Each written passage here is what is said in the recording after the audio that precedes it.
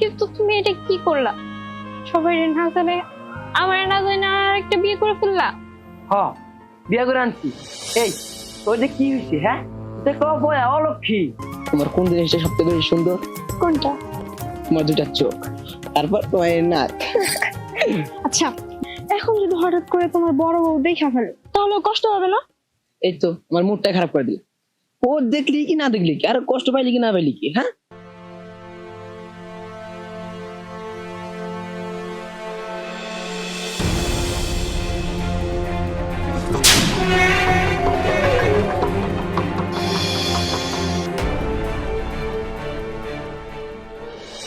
কিরা, আর আমি বিয়ে করছি আমার বাবা মার ইচ্ছা পূরণ করার জন্য। তুমি কি পারবা আমার বাবা মার ইচ্ছা পূরণ করতে? দেখেন, আল্লাহ চাইলে অবশ্যই হবে, ইনশাআল্লাহ। আপনি নিশ্চিন্তে থাকুন।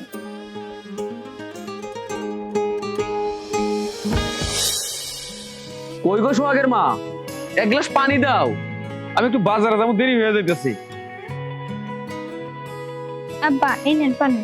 ওই কিসের পানি? হ্যাঁ, তোর আমি কইছি না আমার সামনে আসবি না? তোর মতো অপয়া অলক্ষে আমার সামনে আসলে আমার মাথা খারাপ হয়ে যায়। মনে হইলো যে আমার সমস্ত কিছু জলাঙ্গ জ্বলে যাবো, আমি নিজে অপয়া হয়ে যাবো। আব্বা, কি করবো কোন? আম্মা তো রান্না করতেছে, আর এই বাড়িতে আমি পানি দেওয়ার মতো ছাড়া আর তো কেউ নাই, এই কারণে আমি পানি এনে দিলাম। না, তুই পানি দিবি না। দরকার হইলে পানি পিবে সাই ছটফট করে মইরা যাবো, কিন্তু তোর হাতে পানি খাবো না। ওই ভগিনীর বাচ্চা, হ্যাঁ, তোর নিজে পছন্দ করে এই বাড়ির বউ করছিলাম।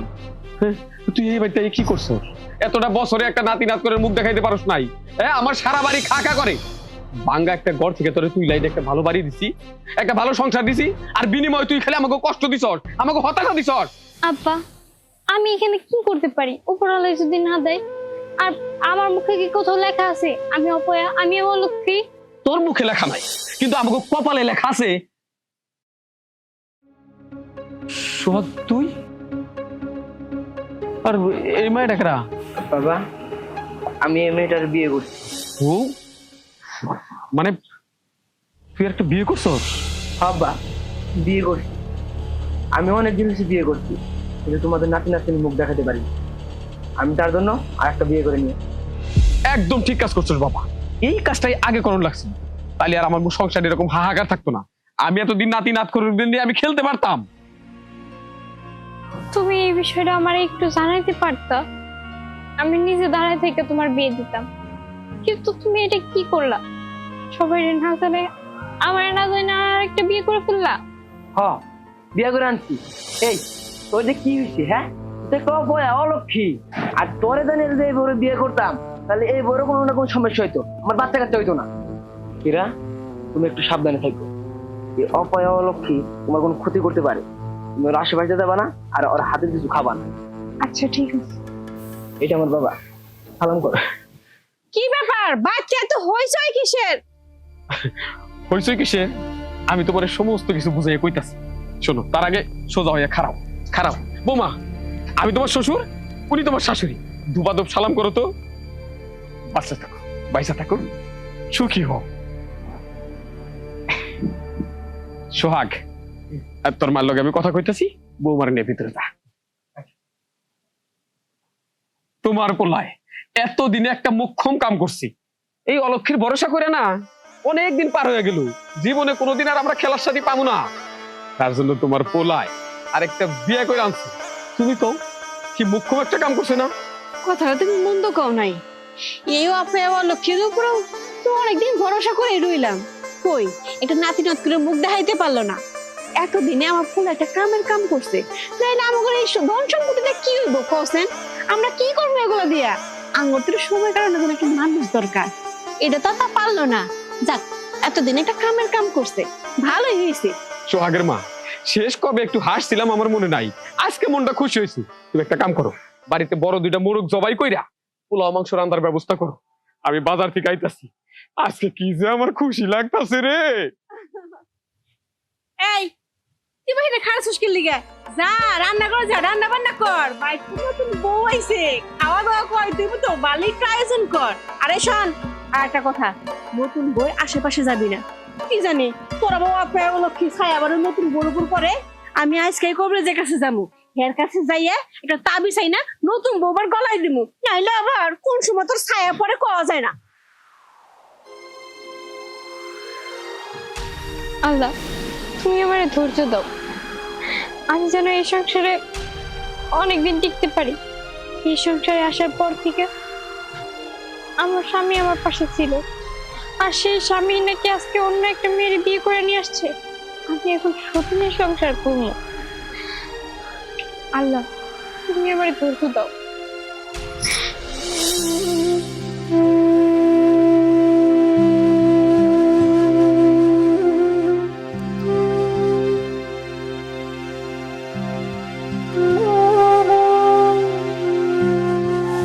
পরি, এটা কি হইলো? তুমি তোমার সুখের জন্য বড়লোক বাড়িতে বিয়ে করলা। আমি কি তোমার কম ভালোবাসছিলাম? আজ দেখো সকাল একটা বিয়ে করে নিয়ে আইছে। পরি, সন্তান হলো আল্লাহ তাআলার দান, কারে কখন দিব সেটা বলা যায় না। তাই বলে সকাল একটা বিয়ে করবো, এটা আসলে ঠিক হয় নাই। আরে তুমি যদি আমার বিয়ে করতা, তাইলে আমি একটা বিয়ে করার কথা কখনো চিন্তাও করতাম না। কি করবো আমি? আমার তখন কোনো কিছু করার ছিল না। আমি সত্যি তোমার আগে অনেক ভালোবাসতাম। খবরদার, তোমার ওই মুখে ভালোবাসার কথা কখনো বলবা না, কারণ তুমি আমার কখনো ভালোবাসো নাই। ভালো যদি বাসতাই, তাহলে আমার রাইখা একা রাইখে তুমি চলে যাইতা না। আরাফাত, আমি যে তোমার কি করে বোঝাই, আমার খুব ইচ্ছা হয় যে পাখির মতো উড়ে যেয়ে তোমার কাছে বসত করি, কিন্তু তা আমি পারি না, আর এটা আর কখনো সম্ভব না। পরি, তুমি জানো আমি এই গ্রামে কেন আসি? শুধু তোমার এই একটা নজর দেখতে, কারণ আমি তোমার আজও অনেক ভালোবাসি। পরি, কি ভাবতেছো? না, কিছু না, আমি এখন আসি। পরি, তোমার আমি অনেক ভালোবাসি। তোমার জন্য আমার দরজাটা সবসময় খোলা থাকবে। তুমি যদি কখনো চাও ফিরে আসতে পারো, আমি তোমারে মাইনা নিব।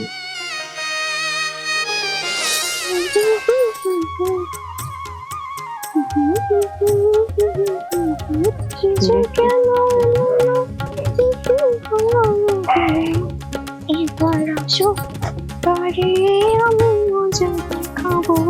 এবার আসো।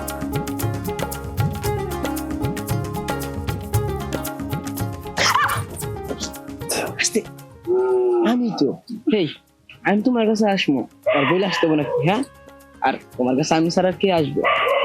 কে আবার আবো? তুমি তো আইবা, কিন্তু এইভাবে হঠাৎ করে আসলে আমি ভয় করতে পারি না। আরে ভয় করবে কেন? আমি তো, তুমি যখনই বাবা যে কেউ আসে তাহলে বুঝবো আমি কি। বাহ, আর তোমার মুড অনেক সুন্দর লাগতেছে। উফ, এত ঢং করো কেন? আচ্ছা, তুমি কি জানো তোমার কোন জিনিসটা সবচেয়ে বেশি সুন্দর? কোনটা? তোমার দুটা চোখ, তারপর তোমার এই নাক। আচ্ছা বুঝছি, এত ঢং করা বাদ দাও। এখন যদি হঠাৎ করে তোমার বড় বউ দেখা ফেলে, তাহলে কষ্ট হবে না? এই তো আমার মুডটা খারাপ করে দিলে। ও দেখলি কি না দেখলি কি, আর কষ্ট পাইলি কি না পাইলি কি? হ্যাঁ, ওকে আমার মনে আশা পূরণ করতে পারছে? আমার মনে আশা তো পূরণ করবে তুমি। আচ্ছা, এসব বাদ দাও, তোমার জন্য সারপ্রাইজ আছে। সারপ্রাইজ? কি সারপ্রাইজ?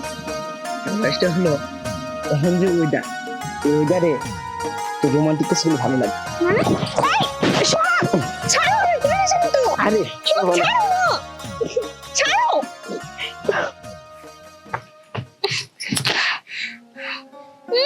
ঢং দেখে পাচ্ছি না, ভালোবাসা একদম উতলায় পড়তেছে। তোমার চোখটা কত সুন্দর, তোমার নাকটা কত সুন্দর। তোর চোখের মধ্যে ঠাডা পড়বো, দেখিস তুই অন্ধ হয়ে যাবি। যখন আমার বিয়ে করে নিয়ে আসছিল বাসুরা, তো তখন ঠিকই বললো তোমার চোখটা পরীর মতো দেখতে, তুমি অনেক সুন্দর, তুমি সত্যি একজন পরী। এখন এই পরী ওনার কাছে পেতনি হয়ে গেছে। কি ব্যাপার? এই জায়গায় কি করতেছো তুমি? দাঁড়ায় আছে, দেখতেছেন না? দাঁড়াইছো কি লিগে? কাজ কাম নাই?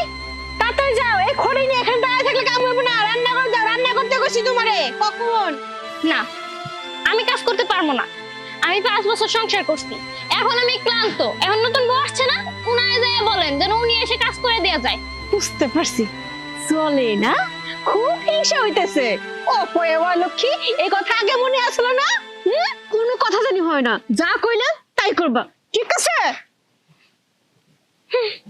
বিশ্বত নিয়ে সংসার কি করবো? হ্যাঁ, মুন্ডায় চায় যে এইবার কি বের হয়ে যায়, কিন্তু তা তো আর পারি না।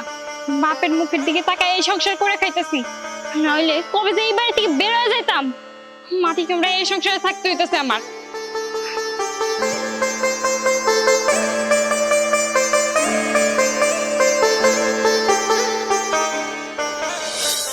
দিন যায় জিনিসপত্রের দাম বাড়ে, এরকম বাড়তে বাড়তে এই একটা অবস্থা হয়েছে।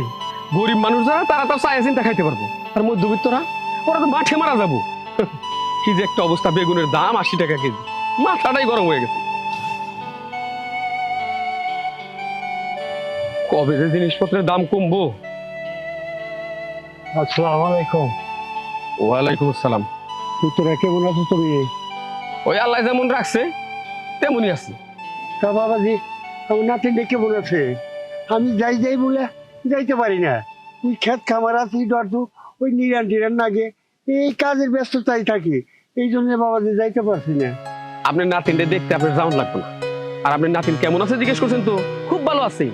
আপনার নাতিন খাইয়া আর ঘুমাইয়া তার এখন চর্বি জমে গেছে, ওই চর্বি কমানোর জন্য আমার ছেলে আরেকটা বিয়ে করছে।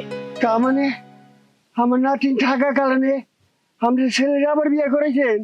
হ, করাইছি। আপনার নাতিন তো একটা অনাবাদী জমির মতো, তার মধ্যে কোনো ফসলা দিব না। 5-5টা বছর ধরে বিয়ে করাইছি আমার ছেলে। আপনার নাতিন কিন্তু একটা বাচ্চা কাচ্চা দিবার পারে নাই, তাই আমার ছেলের বিয়ে করাই ফেলাইছি। এখন আমাকে সংসারে না সুখ শান্তি আসবো। হ্যাঁ, এত বড় ঘটনা হয়ে গেছে গা, আমার নাতিরও খবর দিল না, আমার একটু জানালো না। আর পুতুরা মা ওইও আমার একটু জানালো বাকি করলো না। আমার নাতিন তো তাহলে খুব অশান্তিতে আছে। না, আমি কালকে আমার নাতিনটা দেখবার যাবো, আমি যাই। আন্টি, হসপিটাল থেকে রিপোর্টটা পাঠাইছে। এটা কার রিপোর্ট? কিসের? এটা তো সঠিক জানি না, রিপোর্টে সোহাগ নামের লোকের নাম লেখা। আচ্ছা আন্টি, আমি তাহলে যাই। সোহাগের রিপোর্ট? আম্মা, ওটা আপনার ছেলে আর আমার রিপোর্ট। একদিন আমরা দুজন হসপিটালে গেছিলাম দেখার জন্য সমস্যাটা কার মধ্যে। কি? এই ফকিনীর বাচ্চা, তোর এত বড় সাহস! তুই আমার পোলার নামে বদনাম করতেছস, হ্যাঁ? নিজের দোষ আমার পোলার গায়ের উপর চাপাই দিতে লেগে চাইতেছে, হ্যাঁ? এই কাজটা কেন করলি? সোহাগের মা, কি হয়েছে? চিল্লাচিল্লি করতেছো কেন? আরে কি হয় না সেইটা বলো। এই যে তোমার পোলার রিপোর্ট, হ্যাঁ? এই ফকিনীর বাচ্চা কি করছে জানো? এই ফকিনীর বাচ্চা কাছে হয় না কিসের জন্য, সেই দোষ সামলানোর জন্য আমার পোলা এটা হসপিটালে গেছে। যে দোষটা কি ওর না আমার পোলার? কি মানছো পোলাটা? আর আমি চিন্তা করো, মানছে অন্য কি কইবো? আমার মাথার মধ্যে তো আগুন ধরাই দিচ্ছে। ওই ফকিনের বাচ্চা, আমাকে বংশ কি তোকে বংশের মতো বং ধরে? হ্যাঁ, তুই কোন সাহসে আমার পোলারে টেস্ট করাইছস? হ্যাঁ, কোন সাহসে? ভাবছিলাম এই সংসারে আরেকটা বউর লগে থাকবি, তুই তোরে থাকার জায়গা দিচ্ছি, কিন্তু না, তুই যে কামটা করছস এই সংসারে তোরে রাখা যাবে না। তোরে চুলের মুঠি থেকে বাড়ি থেকে বার করা লাগবে। থামো আব্বা, রিপোর্টটা দাও তো দেখি। আরে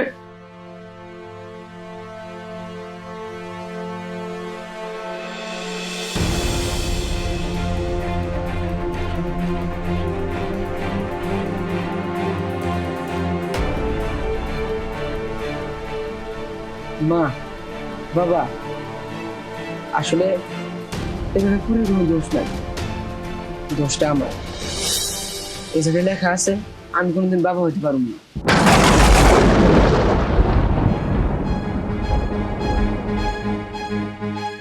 আব্বা, আম্মা, আমরা তো কিন্তু পরিবার উপর অনেক অন্যায় করছি, অত্যাচার করছি। আসলে পুরোই কোনো দোষ নাই, দোষ তো আমার। আর বাবা, আমি এখন কি করবো ওরা আমি বুঝতেছি না। আর আমি চাই না যে আমার জন্য দুটা জীবন নষ্ট হোক। তাই আমি বলতেছি, করি হীরা, তোমরা মুক্ত, আমি তোমাদের জীবন নষ্ট করতে চাই না। তোমরা নতুন ভাবে তোমাদের জীবন শুরু করতে পারো। হায় হায় গো, আমি কি না এতদিন একটা বন্ধনের লগে সংসার করছি? না, আমি তো এই সংসারে থাকুম না। আমি এত সুন্দর একটা মাইয়া, আমি যদি চাই তোর থেকে ভালো মেয়ের লগে বিয়ে হইতে পারবো। আমি আর তোর মতো বন্ধনের সংসার করব না। আমি এখন বাবারে ফোন দিতেছি যে আমার এখান থেকে নিয়ে যাও। পরি, ছোট বউ তো চলে যাইতেছে, চাইলে তুমিও চলে যেতে পারো, তুমি নতুন ভাবে জীবন শুরু করতে পারো। আর তাছাড়া তোমার তো ভালোবাসার মানুষ আছে।